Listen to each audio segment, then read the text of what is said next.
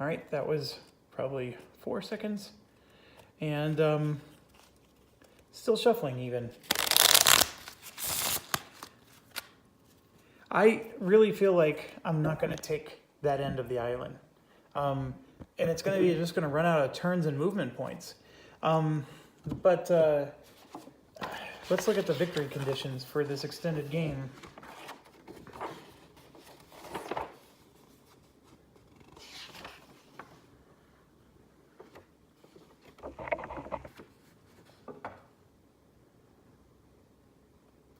So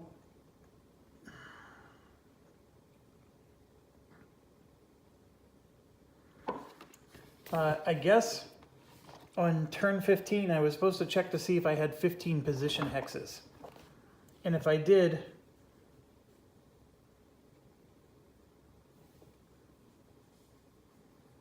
so no, this is where I don't like the rule book again.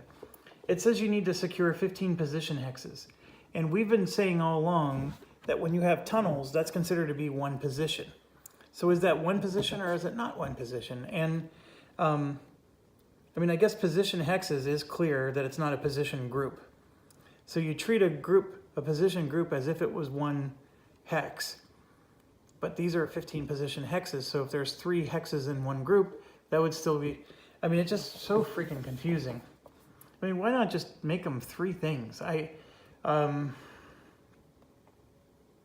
So at turn 30, we win the scenario if we have secured all positions in 3 island zones, one of which must be A or F, plus at least 8 positions elsewhere.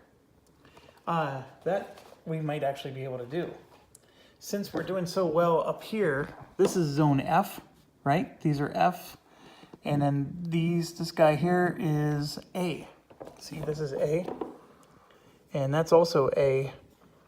So I actually think I've already secured all of F. So there's A2, this is E. F has been secured. I've already satisfied one of the mandatory positions. So I think it says I need to have 3 of them though. But one of them had to be F or A.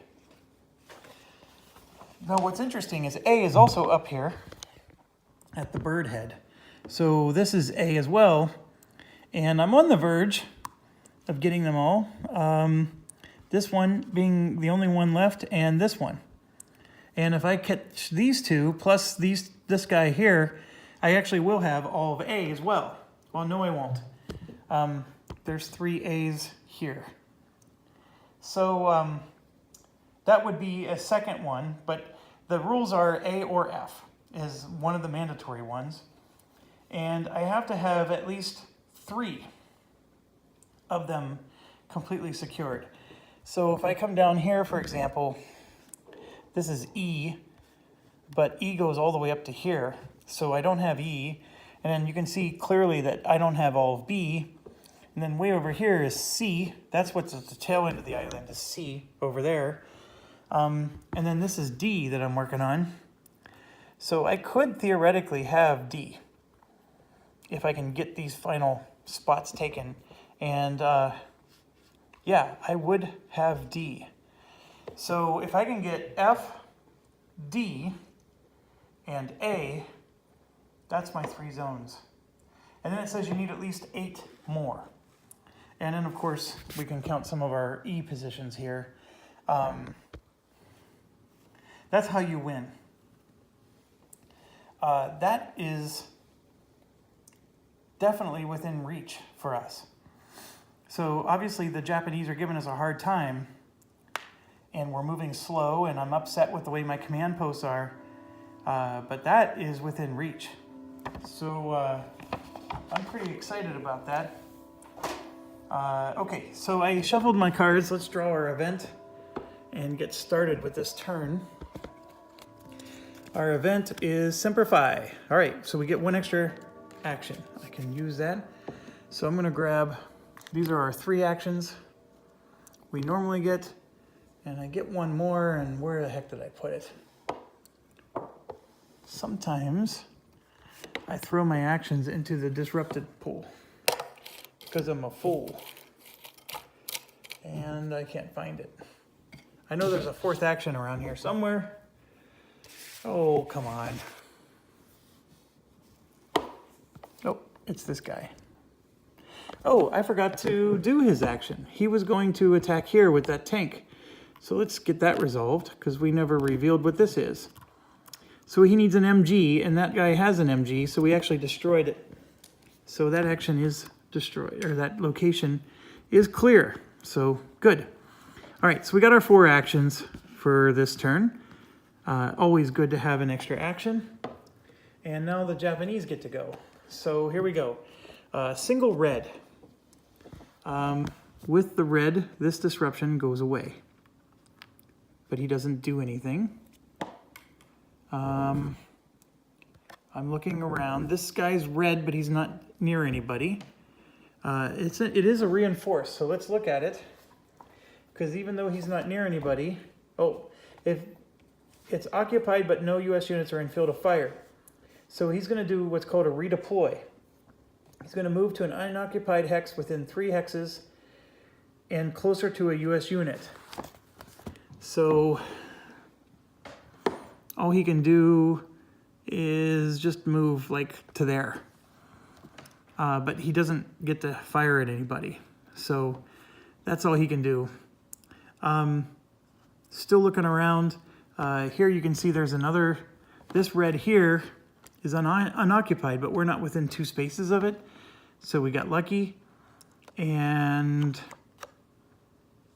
this red way down here can do with that reinforce. So he's going to move 1, 2, 3 like that. So you do have to pay attention, even though they're not near you. Sometimes some of these actions redeploy them, and it's the R's. The R is the one you really have to pay attention to, and then we haven't really done the infiltrate one, but I'm guessing that one's going to be another tricky one. And then for whatever reason, the M is so bizarre. It's either a mortar or it's a muster. It does all kinds of crazy things. So yeah, that red guy moved to here, which is interesting. So we sort of expected that. Okay, so then the next one is a double purple. Now we have a single purple over there, but his disruption marker at least goes away. And I don't think we have a double purple anywhere.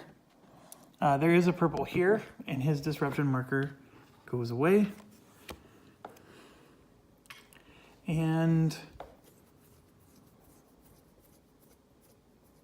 we have a single purple here whose disruption marker goes away. And it has an armor symbol, so we don't have to worry about the unoccupied ones. Okay, and then we have a single blue with an M. So that means they could muster, but I don't think there's an M near us, or I'm sorry, a blue. This tank is blue, so his disruption goes away. But that's it. All right, we had an awesome action round for Japan there. The event was pretty good too. Let's see. Oh, look at this. We get another good one. We get a naval fire marker back. I may want to use that to get rid of... Yes, I do. I'm using it. I can tell you right now, it's a free action, but it doesn't matter. This green unit here with the CC, I'm getting rid of that depth marker. So that guy is going to be a lot easier to kill. I'm tired of that green guy holding on and us not being able to take him. Okay, so we get to the engineering phase and the HQ moves up. We're not going to establish any command posts with our other HQ units. And now it's peanut butter action time. So these 2 units can move 3 spaces, 1, 2, 3. These units can move 3 spaces. So we're gonna go 1, 2, 3. And this one gets to move 3, 1, 2, 3. And now it's caught up with the HQ. And that was one of our actions. So I'm just gonna put it over there. Okay, these guys get to attack for free, and they will. They're gonna attack this guy. And he requires flanking and mortar. So he is going to be disrupted. And yes, we now have to sneak behind him to be able to flank him. So he sucks. This one requires close combat, so we're gonna do that with this guy. And so the Japanese unit gets 2 cards. We have 2 pips plus a hero.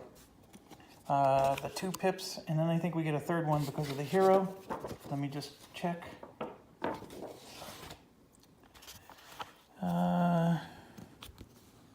Yes, and then if there was flamethrower, we get another one, but nope. We're gonna just get another one because of the hero. So we have 3. The Japan guy is disrupted, so he skips his first turn. We're doing gold, and we hit, and he's dead. So that went as smooth as butter. We do have 3 garrisons, and I am gonna use a garrison immediately to take that spot. So there's no Japan insurgency there. There was an event that I saw when I was shuffling that said that they do this tunneling event where they destroy a garrison. So that one's a pain in the butt one if we ever get that. I'm very grateful I haven't gotten that one. So this whole bird's head is done with their actions. The whole thing is clear. This corner guy just needs to be flanked. That's the only issue with him, and that is considered an A spot. So F is secure.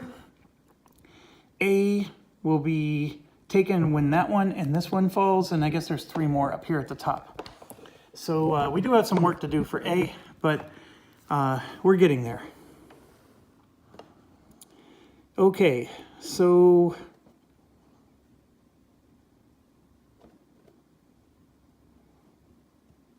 just trying to think of what's next. I still have 3 actions. Both of these guys are now exposed. I have an artillery, so I can try to barrage something. So that way we can buy ourselves some time. I think one of my actions for sure is for this guy to help with the attack. We're gonna get green, gone. This guy's not gonna participate in the attack because he's gonna, well, you know what? We can just move in with a garrison. We don't have to worry about him. So we're gonna have him participate in the attack. I do need to flank this one in order to win, and I don't know how to do that without moving first. So that's why this guy might wait to move. So we do need to bombard this, and so I have a tank under here with a strength of 2. So we're gonna bombard purple, and we have to get a color or it doesn't work, and we do. So we bombarded purple with the tank that's underneath my HQ unit, and it worked. That guy needs flanking and a radio. Yeah. Okay, so then this guy here is, for his free action, just gonna move there. So now we're flanking this. And next turn, we can take it out. I still have 2 actions. My headquarters has a range of 4, so these guys get free actions, and they're both going to attack him for close combat. And one of my actions will be on him. He's going to take this on by himself. And then I think over here we just have to take care of these. My artillery and tank are going to barrage whichever one I'm not going to deal with this turn. This guy has flamethrower on him. These guys can take him out. But I even have flamethrower, so I need to think about that some more. And also my kids are calling me, so sorry for the very short video. But I have 1 action left. I'm going to think about it. I will take care of my personal stuff, and I will see you in a few minutes.